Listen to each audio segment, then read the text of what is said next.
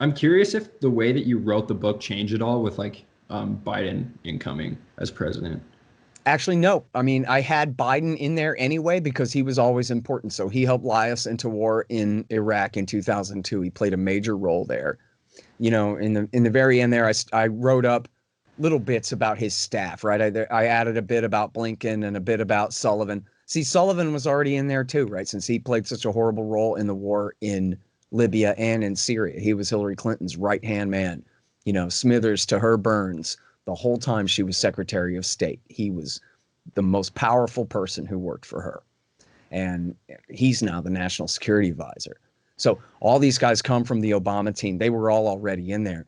The only thing that changed was I wrote up a whole thing about how much I hate Michelle Flournoy, but then she never got the job, so I got to cut that back out again. I mean, she's still in there for helping, push the surge in Afghanistan in Yeah. the second Afghanistan chapter there. But Okay.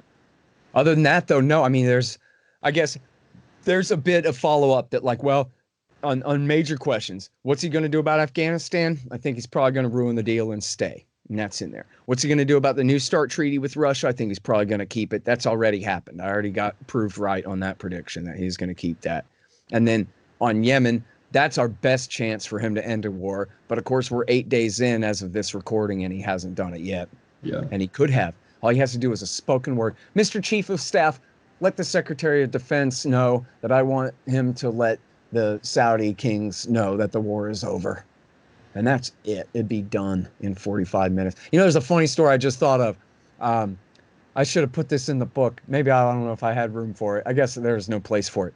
But when Israel was bombing Lebanon in, I think, 82 or 83, I think it was 82, Ronald Reagan got all upset. And I don't know if he made the call himself. I think he made the call himself. And he called, I'm pretty sure it was Menachem Begin, the prime minister of Israel at the time, and said, listen, this is just unconscionable. I want you to stop. And then, like, within 10 minutes, it stopped. And Reagan said, wow, I can do that? Like, that worked? Did you guys see that? Because the Israelis make it sound like, they got us by the short and curlies all the time. We have to do what they say or else they'll do something even worse and all of this. But when it comes down to it, when President Reagan says, I disapprove of this, they cool it. In fact, this was part of what got H.W. Bush removed. Was H.W. Bush, I don't have the exact quote, I'd have to look it up, but H.W. Bush had said something along the lines, or maybe he had Baker say it, but I think Bush himself said it, that, like, really wish we had a different prime minister other than Yitzhak Shamir to deal with over there. And the Israelis held new elections. Bush wants rid of Shamir. Shamir's gone. Wow. And then they brought in, I forgot who was next. It may have been Rabin next. But then the lobby targeted Bush and put all of their weight behind Bill Clinton and tried to paint Bush as an anti-Semite and all of this stuff. And I have to tell you, Liam, I was just in the 10th grade at the time. Okay. But I was not a partisan. But I did hate the Republicans more, but it's not like I was a fan of Bill Clinton in any way. But I was paying very close attention to that race. And I swear to God, nobody said the word Israel once. Nobody said the Israelis and their partisans in America have decided they're switching from the Republicans back to the Democrats because of what Bush had done to insult their former prime. I mean, that just wasn't discussed ever. And yet it turns out that was a huge part of what played the role in that. And I don't know if that has anything to do with Ross Perot being in the race. I'm not saying that. I doubt that it does. I think he, that was his own, different thing.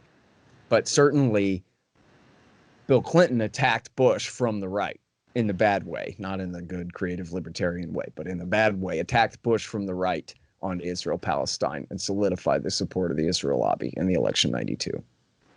Because Bush Sr., he was riding high after Iraq War I.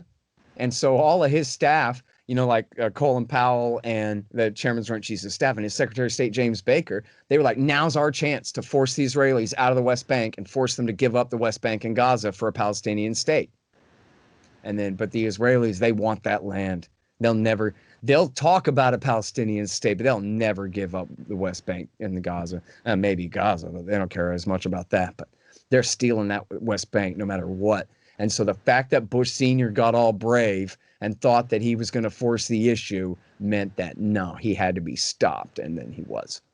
And which Yeah. I was happy to see him go. But I didn't know that it was because of all this collusion with a foreign power going on at the time, you know? That kind of would have changed my perspective on it a bit, you know? Yeah. But anyway, I mean, he deserved to be overthrown for launching Iraq War One, and for that matter, the invasion of Panama. He should have been removed from office over his invasion of Panama in the first place. Should have never had the chance to do Iraq War One. But anyway,